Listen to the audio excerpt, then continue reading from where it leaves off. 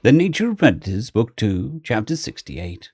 Memory transcription subject Elias Mayer, former UN Secretary General. Date Standardized Human Time, December 22nd, 2160. As little faith as the United Nations had in our SC allies to remain steadfast, it said a lot that the Vendel were included in this briefing. Their interests were inseparable from ours. We entrusted them with the uncensored truth and authentic reactions, and wanted them to be included in our talks about how to move forward. Humanity had come to love these fluffballs as our own, so I hoped that it didn't shake their faith in our unbreakable friendship. It shouldn't, in theory, since our Ark colonists hadn't gone anywhere near attacking Skulga. This would have the optics of a humanity-first attack that killed me, amplified by 1,000. It'd reveal who our true friends were. If the Vendel wouldn't receive assurances over the first Terran-initiated war since first contact, none of our allies would. It is a pleasure to meet you, Governor. Thank you for coming on such short notice. I'm Elias Mayer. I extended a hand to Governor Lisa as she stood to meet me, but she ignored it, instead putting me in for a hug. The embrace caught me off guard, since I'd never had a dignitary lead with such an introduction. But I gave her a gentle pat on the back. How to appropriately return a Vendel's hug wasn't in my diplomatic training decades ago, and during first contact, no alien would have willingly touched a human. I'm so terribly sorry that my species was involved in an attack on civilians. Lisa chuckled while retaking her seat, an amusement which seemed out of place. You haven't done yourself any favors by painting humans as cuddly, harmless, and peaceful. You can be all of those things, but when provoked or threatened, you're incredibly dangerous. The Vendels think we're dangerous. Great. Just great. That's true, I suppose. Humans can be driven to violence, if desperate enough, which is no excuse. Don't misinterpret me. I always knew this about you, and the same can be said of us. We're both highly emotional species, and when you feel fear or anger strongly, the results write themselves. These colonists must have been hurt, lonely, and afraid for decades, beyond the fright I've seen from refugees on Skulga, since they believed every human on Earth was slain. I appreciate you empathizing with their behavior, and I do as well. The fear and uncertainty are no doubt what led to this. However, this could have been avoided had they answered a simple hail, and not fired blindly at civilian targets. Who would have expected those humans to talk to their people's murderers? They had valid reasons to attack the Federation. Many of the SC's members also wanted those worlds to face judgment for their crimes. Well, I think enough blood has been spilled. My legs will never be unmangled. I suspect these humans' hearts will never be either. I relaxed a bit, relieved that Lacey sympathized with these humans' plights rather than condemning them as monsters. Some of the galaxy's scars have yet to heal. I think the ones who ordered the attack should face consequences. But the human colonists have suffered enough. The United Nations will likely welcome them back to Earth, though that's complicated by the millions of babies born. It'll be difficult to reintegrate with Earth society, especially hearing that you regale yourselves amongst alien company. Except that they may not want to return. Perhaps consider what it is to become Tensas or Tellus, since its ownership may be of value to both sides. The Sifkits will not appreciate humans trying to keep their world. They wanted nothing to do with us for 24 years, and now they'll know those Ark ship colonists fired on their expedition ships. If these Tellus miners and the Krev want peace, they'll cede back the whole world the Federation stole from the Sifkits, once we explain the planet's dark history. Oh, they're aware. You're really not caught up, are you? Lisa tapped a button on her holopad, translating the briefing material to English so that I could read it. The consortium found a 1,000-year-old bunker, which, according to Taylor's transcript, had a recording from an ancient Sifkit general. It made mention of the Sifkit Grand Farmdom, Wildness Theater, and even the Federation torching their world and causing the spine disorder. This general knew as it was happening. I gaped at Lisa. Original records survived the fossil cover-up. They must have been sloppier in the earlier days. The Sifkits have the right to know about this. As someone whose species was also crippled, I agree. Knowing Skulga's history helped us reclaim it. I do hope that they can be who they once were one day, not the wandering devourers they are today. General Jones cleared her throat. Well, I am delighted you two get along so fancifully. But we can worry about Greenpeace saving the Sifkits later. Most of us in this room would like to extract intelligence from the Krev prisoner. I don't like the word extract, Jones. What do you mean by that? I hissed. Nothing as long as the grass complies. This is your chance to wave that olive branch. We need to know more about the Krev to have an advantage in peace talks. This isn't about finding every little edge on them. Has all of human history, and what that just happened to Arthur and Tusk, taught you nothing about imposing harsh conditions in a peace treaty? Jones smiled menacingly. Our diplomats need a leg to stand on when we ask for certain concessions, Elias. We have many considerations to take into account. The entire Orion Arm is a house of cards, which could fall down around us with a wrong move. The Yulpa and the Arsel proved me right at Arthur, and that will only escalate from here on out. Take caution that you don't trade peace with the Krev for multiple wars in our backyard. We will talk to the Krev, Jones, not make them scapegoats and coerce their prisoners, just to take the heat off of us. Of course, you're putting words in my mouth, am I now? The spy master's general smile widened. The Krev has been well treated by the soldiers. I'll patch us into the video call they've set up, and we'll have a nice conversation. Just make sure he tells you what we need to know. I didn't dignify that implied threat with an answer, wishing I was someone with actual authority instead of a stand-in, to remove the brazen general from a cushy command position. Jones knew that she could play games with me, given the exhaustive list of foreign ministers, SE liaisons, and UN undersecretaries that would be discussed to take the Secretary General's chair. Of the people in this room, General Asnami might be a prudent option. A military officer could handle the stresses of wartime, but he had a diplomatic practice. Then again, nominating any kind of martial figurehead to lead Earth might signal to wary parties that the UN's aim was war, or that we were joining our packmates' attack. Kuiper might have been right to parade me around in the immediate aftermath, given that Earth had erected statues of me as some grandiose peacemaker. If Jones makes good on her implied threats, I won't remain silent. She can test me, but she'd better not push me.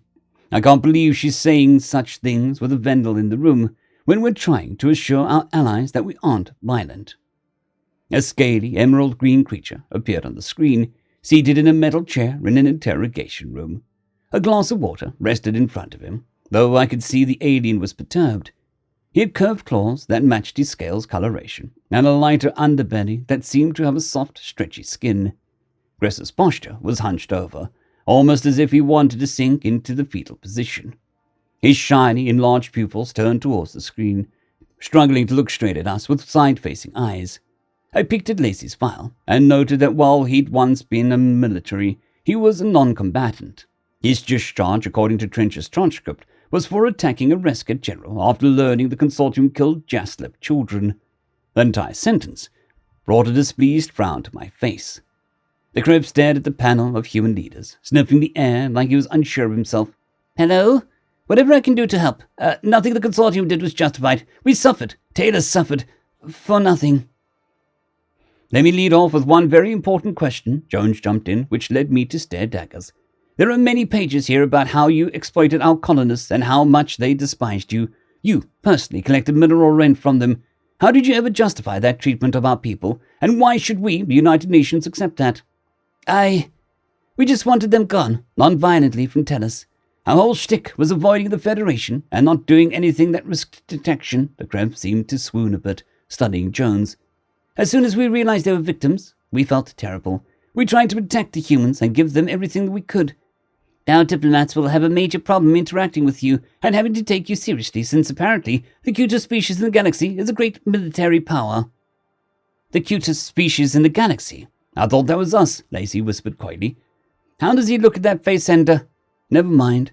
The spy master seemed at a loss for words after hearing Gress's ramblings. The consensus is widely against us being the cutest species in the galaxy. Hideous abominations is the more common phrase tossed around our direction. Literally, how? Don't get me wrong, I am devastated for my people. I'm worried about my daughter, and I'm extra concerned for Taylor. You do need to keep an eye on him. With all of that, I'm trying to treat the situation with the appropriate gravity it requires. But I'm melting that I'm talking to the primate leaders. Those little medals clipped to your jackets are so precious. You must sound so festive and jingly when you walk, like Christmas decorations, and I adore how much humans love and collect shiny things. There's got to be so many of you, happy and alive and singing carols in the streets, making paper snowflakes, building cookie houses. How can that not be cute? Is this a joke to you? Do you have any idea what a mess you've made for us, ruining 23 years of peace and prosperity that we paid for in blood and have self-flagellated to maintain? Of course not. The Grey were going to be heartbroken that we threatened you, and we're your enemies. We were trying to help humans not get hurt, feeling nothing but fury on your behalf. I was just sad, and not getting at all how the galaxy's consensus is that you're ugly. That's so cruel and untrue. We'll call you cute if we're the only ones in the universe who do. My heart breaks for you still, poor things. You speak of us like children. Why don't you try to be actually helpful instead of focusing on paper snowflakes and harping in a patronizing voice about how cute we are? Have a little respect. Would you rather I focus on how my people spent decades hiding from an enemy that no longer exists, one that humans easily dealt with? Had we taken a stand, we could have saved Earth from being bombed at all. Jones's mouth tightened in frustration. You're not making yourself helpful, Gress. The pastors... Or should I have to worry about whether I'll ever see my daughter again? She has no idea that I'm even alive. The crow's eyes wobbled, and he slammed his claws on the table. It became obvious to me that he was internally volatile and trying to distract himself with the primates he apparently found cute. Maybe I should think about how, if you were to let us go this very minute, the love of my life would leave and return to Earth. I'm only trying to be happy for his sake. I raised a hand, shooting Jones a look that could melt glaciers. You said that you were worried about Taylor. Why? Isn't it obvious? He already felt guilty over his role in the Civic deaths, and has PTSD from the mining accident that resulted in human casualties under his orders, in response to a situation I put him into. He was sent away to a dismal alien planet, away from his family and everything he knew, for nothing. His life was stolen. I can picture how angry he is right now, knowing how deeply he resented that life. The sacrifice the colonists made was a pointless one, and before long he'll start thinking that he's the reason the Tenor settlers didn't find out their people survived sooner. Grass, I understand exactly what it's like to grapple with personal responsibility when people die under your watch, or because of your decisions. The fault rarely falls on a single person's shoulders. I know that. I blamed myself for years. I was a hostage negotiator, and children were slaughtered on my watch as the world looked on. Those images can't be rationalized.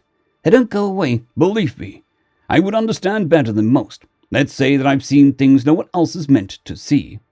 If I looked back deep enough in my brain, I could still see the few seconds of images passing before my eyes that made up my entire life. All I was, the infinite, incomprehensible darkness that made the real world feel distant and agitated by comparison, and the coldness permeating into my bones as it faded away. Right now, you and Taylor are playing a role in reconciling Tennis and Earth.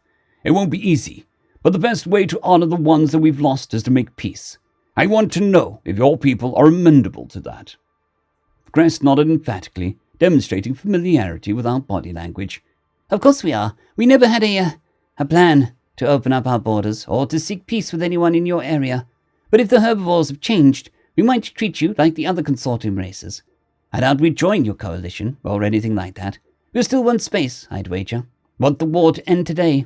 Speak with Rescue General Radai, not the bureaucrats that will fumble for a response. He's compelled by honor, so if you can speak that tongue, he'll try to right his forces' wrongs.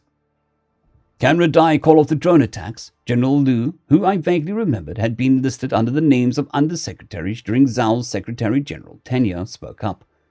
The war cannot end while you're waging open warfare against us and our allies. Ambassador Marston nodded. I have the same question. The drones haven't stood down even after Captain Sylvia's communique reached consortium parties, and our data suggests they're incapable of calling it off. The Dirtian would have a very long memory of any attack on Kalqua. They were already devastated in the war. They'll demand retribution in kind, or even an execution of leaders like Radai. Radai, I would imagine, would willingly turn himself over, or even execute himself. The Rescuts have such a practice, as well as war crime laws that would call for it. I urge you not to push for that. Whenever he's presided over, it would be a terrible mistake, Gress commented. He's the only one trying to expose the corrupt surveillance apparatus of the underscales and the listeners. He will act with honor, and do what is best to preserve lives. Jones slammed a fist on the table. Radai has done the opposite of saving lives. Billions of people are dead by the attack that he launched. It's laughable that you think he'd let this go. That's not for us to decide, yeah. We should have a trial and a chance to speak for himself, I fired back. The genocides must be answered for. But securing peace without any more planets falling to bombing is our top priority. If Redai will help us do that, then we should reach out to him. The crab squinted at me. Perhaps this is impolite to point out, but something about you seems off. You're not quite like the other humans. I swear, I've seen your face before. I watched a video of a man giving a speech before the Crocodile attack. You bear a stunning resemblance to him, yet it's like you haven't aged a day. Is the stress of this conundrum playing tricks on me? It's not. I was Secretary General when Taylor would have left Earth. When I tell you I know what it's like to have disturbing memories, I'm saying I remember death itself. You're familiar with memory transcripts. Mine was used to bring me back. My brain recreated inside a machine. Concern stretched across Gress's features. You were digitally reincarnated, of course. If they have all the wiring of the brain mapped, why has the consortium not thought to do this? Surely they must have. With all of the Trumballs investing in cybermods and digital ascensions, they scorn their physical bodies, and nobody ever raised a prospect. I fear what they could have done without us ever knowing. What are you saying? General Amida spoke, her voice stern. It seems like he's suggesting that the consortium could have mimicked Elias's technology, but it seems hypothetical. Do you have any evidence of this? Keifer asked, as I shot my mystified look towards her. Why are you worried about your people having this technology at all? Because then they would be immortal. What if the delegates aren't dead? Not truly. What if they could put a stand-in for anyone? A replacement they could control? This is terrible. They have my scans from when I was a negotiator. They could put me in a simulation of that day, figure out how I'd react. Oh no. They could create virtual torture chambers and put hundreds of instances of your family, the people you love, in there to manipulate you. You have to destroy the scans. This technology is monstrous. Make them take down the scanners before they get to you too. The crab's hysterics were panicked and not making much sense. Given his state of mind, I suspected we'd gotten the last intelligible answer out of him, and signaled for Jones to disconnect the call. A silence hung over the room as we tried to determine how to proceed with the consortium. Should we direct our conversations to this Redai? Was there any chance that Gress's fear had some truth to it? I'd worried to Vernt over how easily this technology could be abused if these aliens were the type to misappropriate such resources. Did we want to make a permanent peace with them? I was open to suggestions from the assembled specialists and generals, as long as General Jones didn't display intrigue in using any of the hypotheticals ourselves. I know we need to get the drones to stand down from Kalqua. That means that we should seek peace, at least until we achieve that end. We need to learn more about the consortium's highest echelons of government and their true intentions. We also should protect the SC in case the KC try anything else against us. Gress says that they don't want war with the humans, yet they never planned for peace with the herbivores. I forced a sickly sweet smile onto my face. We need a plan. Since Jones has made her position abundantly clear already, I turn the floor over to the rest of you for concerns and observations. I think that we should consider how people at home are going to react. It's easy to look to the rest of the galaxy, but the UN will have family reunions and accommodations similar to the archive humans to oversee. General Osmani commented, while I filed away a mental checkmark towards the Secretary General's suitability. What do you say of setting up a program for both sides to check in on surviving relatives, as well as having our diplomatic staff draft a press release for the UN socials and domestic channels? That seems reasonable to me. I imagine we all agree that we can't turn our backs on the Ark colonists. Any other suggestions? Contact this Redai and see what terms he'd seek for peace. Lysa perked her ears up, confidence emanating from her posture. Taylor's transcript supports that he would be a likely ally. He's useful to us, both as someone that the SC will want us to hold responsible, and as someone who would have sway and intelligence amongst the consortium. General Jones's eyes gleamed. I agree. Though I suppose my opinions are abundantly clear, we need information on these underscale enlisters, and I find it difficult to believe the head of the military would have been unaware altogether. He was digging into their exploits. What do we do about the Osas? Keifer blurted. Jaslips, whatever. We have millions of babies within our borders. And so do they of us, General Monahan commented. We have custody of that ship, and we're not sure what to do with the children. Deliver them on our watch, bring them back to Sol without the support system, or what? Give them to the consortium who can't be trusted and might not even want them. I raised a finger. One thing at a time. We'll want to establish diplomatic relations with all species, or at least try to, regardless of whether we're enemies. Having open channels can only be an advantage. The Jaslips should be one of the first we establish contact with, and we can see how they feel about the Osas. We don't need to offend them by raising their children outside of their culture. It might look a lot like what was done to Skulker, taking Vendel children away to gentle them through upbringing, Lysa commented. Have another question as well. While I'm honored to be included as the sole alien official in this room, I'm curious why none of your other allies are here. The Yodel's exclusion is self-explanatory, with your rivalry, but the Zeridians have been nothing but supportive, accepting, and altruistic. They stood with Earth, pulling humans out of the rubble. Why aren't they here? That's an excellent question. I'm curious to hear the answer. General Jones rolled her eyes. Elias, the Zeridians will be brought in eventually. If we want to keep the lid on this until we're ready to make a statement to the SC, they couldn't be in this room. Lysa isn't here officially. The Zeridians have been keeping company with many of our adversaries, who we couldn't risk capitalizing on this. Surely the Yodel know about this. They were involved in sending the scout ship, Keinfer objected. There were other SC species in that boarding party. I never said the Yodel weren't involved, though it's unfortunate that they got the live feeds. They won't drop a bombshell that will create open warfare, but it makes this impossible to contain or tidy up. All I'm saying is we don't need the Zeridians telling the Bisons, who would turn and tell the Oxel. The technocracy, at least, isn't so naive. I pressed a palm to my forehead. Did you think to impress on the Zeridians the secrecy of us all? We can trust them not to turn on us, so I don't think we want to alienate any of our closest allies right now. Racer is right.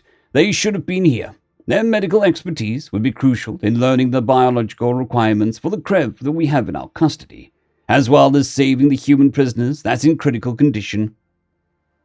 Zeridian doctors are already working on both tasks back on the ship. They haven't made contact with their government yet, but we could allow them to do so, General Monahan piped up, shooting a side-eye glance at Jones. They stood with us when it mattered and sent aid to every dark corner of the galaxy. I imagine they'll offer help to the Tennis refugees. They'd show them a little faith in response. I drew a shuddering breath. Speaking of faith, we need to notify Ambassador Korojan before this is shared with the SC. Since he and I are personally acquainted, I believe that I should be the one to deliver the news. They need to make preparations. I trust I have the consensus of the generals to pledge our aid to Kalkwa. Of course, General Osmani replied. Remind Korojan that humanity saved their home once. That's a reason for his people to extend some faith in us. I nodded in agreement. Before dismissing the assembled group, I needed to summon the Dirtian ambassador, since I knew this news was going to crater our improved relations with his species and the Shield in general. Jones might have been right that we couldn't risk this news getting out, without us having control of our messaging. The war between the Arxor and the Federation remnants hadn't even been touched, but it jeopardized our peacetime further. We had to take this fiasco one step at a time, like I told Keinfer. While our old diplomatic corps prepared all the necessary measures to make this announcement to the SC, I was going to try to save our friendship with the one ally we couldn't afford to lose. End of chapter. I'd greatly like to thank our Tier 5 channel members, Casper Arnholtz, John Creighton, Manatharia, 050, Dragzoon WRE, and Elijah Silvercross. Thank you very much.